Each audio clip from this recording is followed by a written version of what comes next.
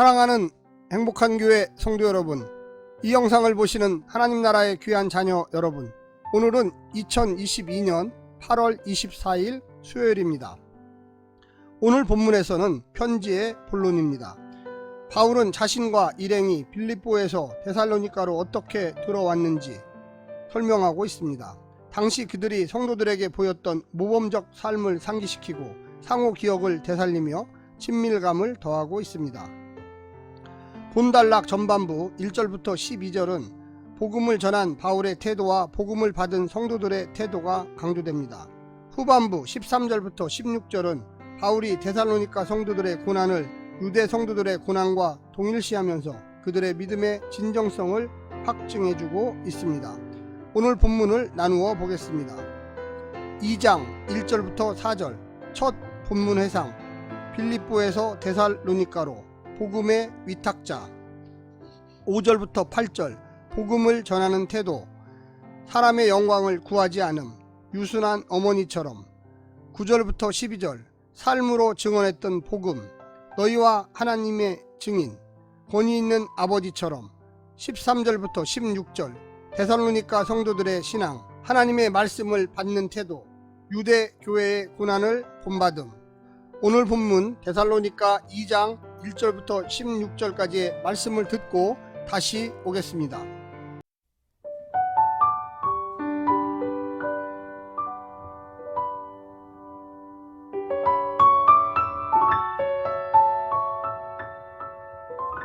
데살로니가전서 2장.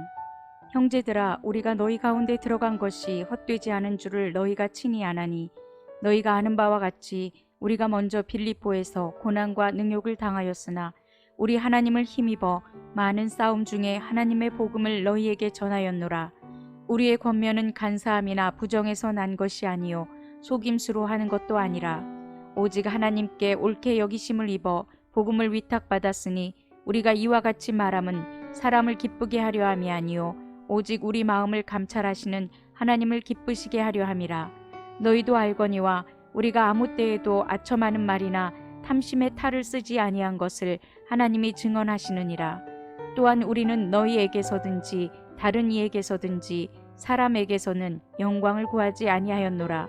우리는 그리스도의 사도로서 마땅히 권위를 주장할 수 있으나 도리어 너희 가운데서 유순한 자가 되어 유모가 자기 자녀를 기름과 같이 하였으니 우리가 이같이 너희를 사모하여 하나님의 복음뿐 아니라 우리의 목숨까지도 너희에게 주기를 기뻐함은 너희가 우리의 사랑하는 자 됨이라. 형제들아, 우리의 수고와 애쓴 것을 너희가 기억하리니 너희 아무에게도 폐를 끼치지 아니하려고 밤낮으로 일하면서 너희에게 하나님의 복음을 전하였노라. 우리가 너희 믿는 자들을 향하여 어떻게 거룩하고 옳고 흠없이 행하였는지에 대하여 너희가 증인이요 하나님도 그러하시도다. 너희도 아는 바와 같이 우리가 너희 각 사람에게 아버지가 자기 자녀에게 하듯 권면하고 위로하고 경계하노니 이는 너희를 부르사 자기 나라와 영광에 이르게 하시는 하나님께 합당히 행하게 하려 함이라. 이러므로 우리가 하나님께 끊임없이 감사함은 너희가 우리에게 들은 바 하나님의 말씀을 받을 때에 사람의 말로 받지 아니하고 하나님의 말씀으로 받음이니 진실로 그러하도다. 이 말씀이 또한 너희 믿는 자 가운데서 역사하느니라. 형제들아, 너희가 그리스도 예수 안에서 유대에 있는 하나님의 교회들을 본받는 자 되었으니 그들이 유대인들에게 고난을 받은과 같이 너희도 너희 동족에게서 동일한 고난을 받았느니라. 유대인은 주 예수와 선지자들을 죽이고 우리를 쫓아내고 하나님을 기쁘시게 하지 아니하고 모든 사람에게 대적이 되어 우리가 이방인에게 말하여 구원받게 함을 그들이 금하여 자기 죄를 항상 채우매 노하심이 끝까지 그들에게 임하였느니라.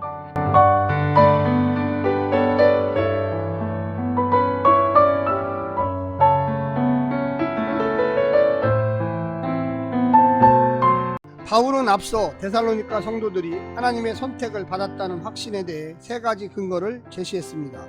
그중 첫 번째 근거였던 방문 배경을 2장 1절부터 12절에서 구체적으로 설명합니다.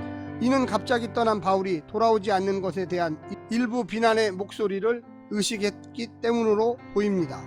교회를 핍박하는 자들은 바울을 자기 욕심만 채우는 엉터리 교사들 중 하나로 치부하며 성도들을 흔들어 대었을 것입니다.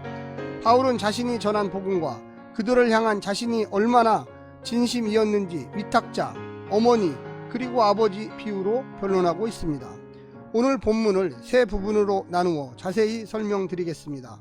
첫 번째, 하나님이 기뻐하시는 삶. 바울이 복음을 전한 곳마다 고난이 기다렸습니다. 갇히고 맞고 쫓겨나고 도망쳤습니다. 하지만 그것이 복음의 실패를 뜻하지는 않습니다.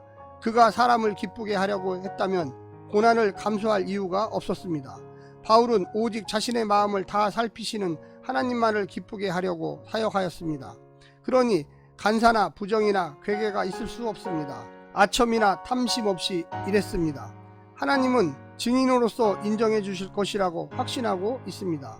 본문에는 너희가 안다, 너희가 증인이다, 너희가 기억한다라는 말이 자주 등장합니다.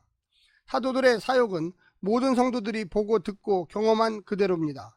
그들은 하나님과 사람 앞에서 투명하고 정직하게 사역하였습니다. 숨은 의도를 감추고 여러 얼굴로 사역하지 않았습니다. 두 번째는 하나님이 인정하시는 삶. 바울은 간사함이나 부정함이나 속임수가 담기지 않은 권면의 말씀을 전했습니다. 위탁받은 그대로 하나님 보시기에도 부끄럽지 않게 전했습니다. 고난을 당하면서도 굴하지 않았습니다. 다른 속셈이 있었다면 고난과 능욕을 당하면서까지 말씀을 전할 수는 없었을 것입니다. 성도들에게도 아첨이나 탐심을 품고 전하지 않았습니다.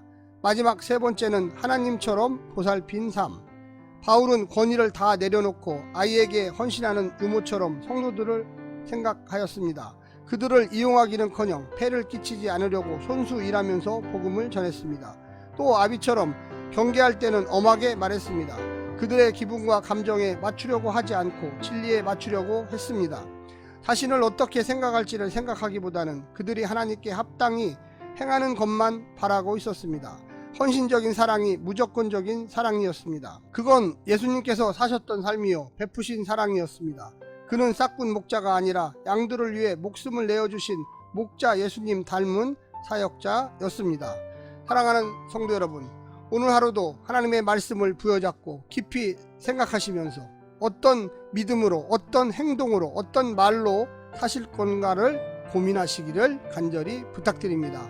오늘 하루도 승리하십시오. 샬롬.